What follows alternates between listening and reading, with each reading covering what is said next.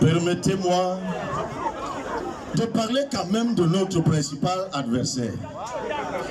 Je le fais ou pas?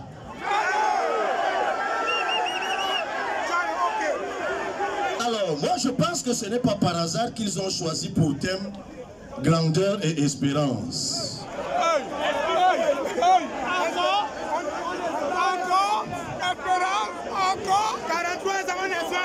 Les grandes ambitions ont donné les grandes maquettes. Les grandes réalisations ont donné les grands scandales. L'espérance là va donner quoi?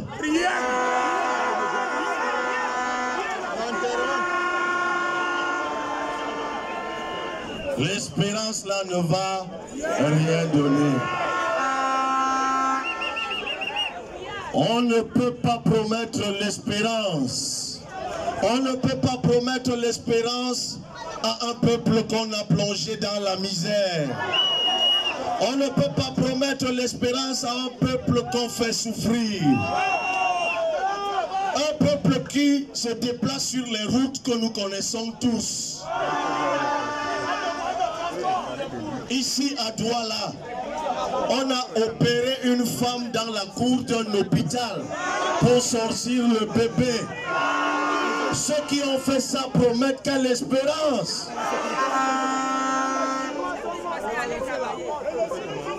Mes chers compatriotes, l'élection présidentielle du 12 octobre 2025 ne ressemble à aucune autre auparavant. On doit choisir entre la vie et la mort. On doit choisir entre la vie et la mort. Je répète, on doit choisir entre la vie et la mort.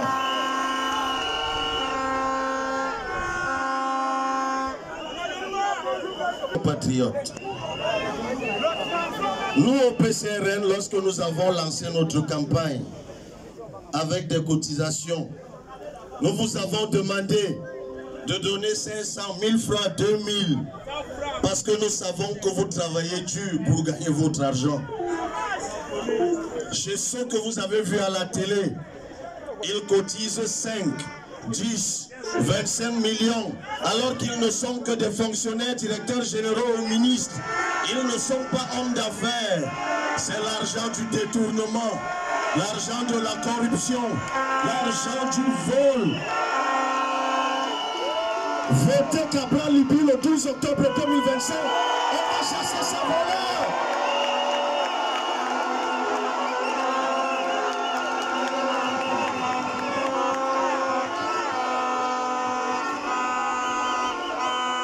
Nous, lorsque nous levons le fonds, c'est pour surveiller le vote. Eux, lorsqu'ils lèvent les fonds, c'est pour acheter des cargaisons de sardines et de pain. Parce qu'ils disent que vous n'êtes que des mendiants, qu'ils ont appauvris et affamés. Et quand ils vont vous donner du pain et de la sardine, vous allez les laisser continuer à nous plonger dans l'abîme.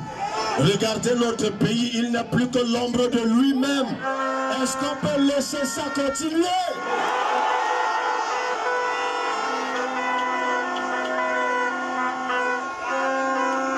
Mes chers frères et sœurs,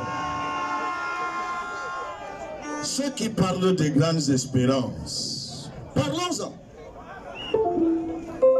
Ils ont promis en 2014 qu'ils vont construire le premier tramway. Ici à Douala. Vous avez vu ça? En 2019, ils ont promis qu'ils allaient construire le premier hôtel Radisson Blu à Douala. Ils ont fait venir un sombre témoignage, enfin un sombre personnage ou un ténébreux personnage appelé Chinoako. Ils sont allés chasser les populations de Dikolo. Vous avez vu cet hôtel?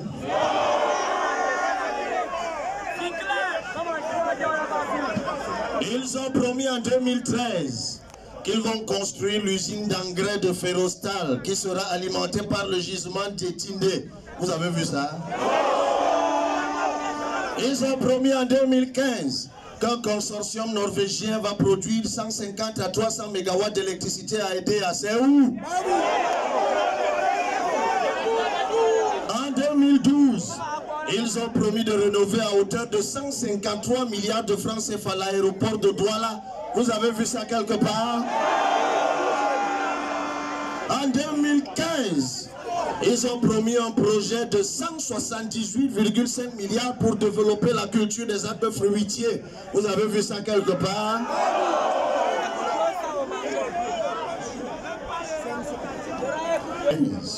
Ils ont promis d'industrialiser la filière manioc en y mettant 22 milliards de francs CFA. Vous avez vu ça quelque part? En 2017, ils ont promis d'investir 4 milliards de francs CFA pour produire et transformer 11 000 tonnes de maïs dans le Noun. Je sors de là. Vous avez vu ça quelque part? En 2014, ils ont promis de construire un aéroport international à Kribi. Vous avez vu le chantier là quelque part? En 2014, ils ont promis de construire l'extension du chemin de fer jusqu'au Tchad. C'est où? Et là, ils ont fait fort. En 2015, ils ont promis de construire une usine de montage de véhicules à Kribi. Vous avez vu ça où?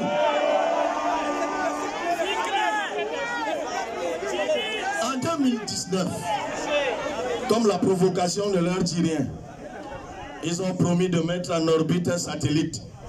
Vous avez Internet?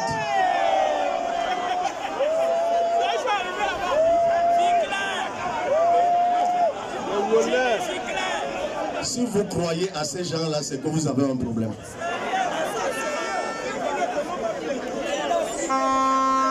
Mes chers compatriotes,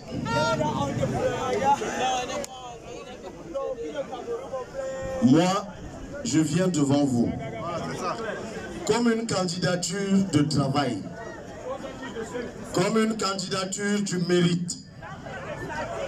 Malgré les persécutions, malgré l'acharnement, nous nous sommes battus depuis 2019.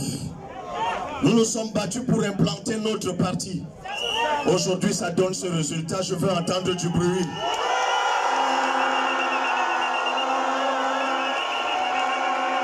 En 2020,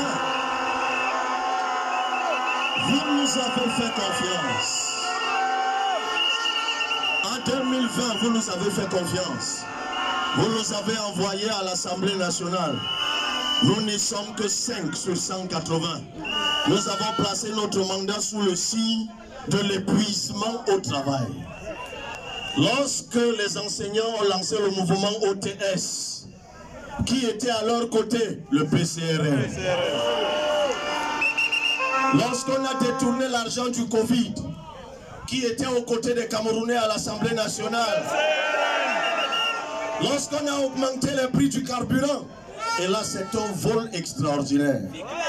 Parce que cette augmentation du prix du carburant dépend de l'achat du carburant à l'étranger. Et lorsqu'on sait qu'entre-temps il y a eu le scandale de Glencore, je vais en parler tout à l'heure, où ils surfacturaient l'achat du carburant à l'étranger, on a recalculé le prix du carburant sur une base d'achat qui était elle-même faussée. Quelle méchanceté! Qui était aux côtés des Camerounais à ce moment-là?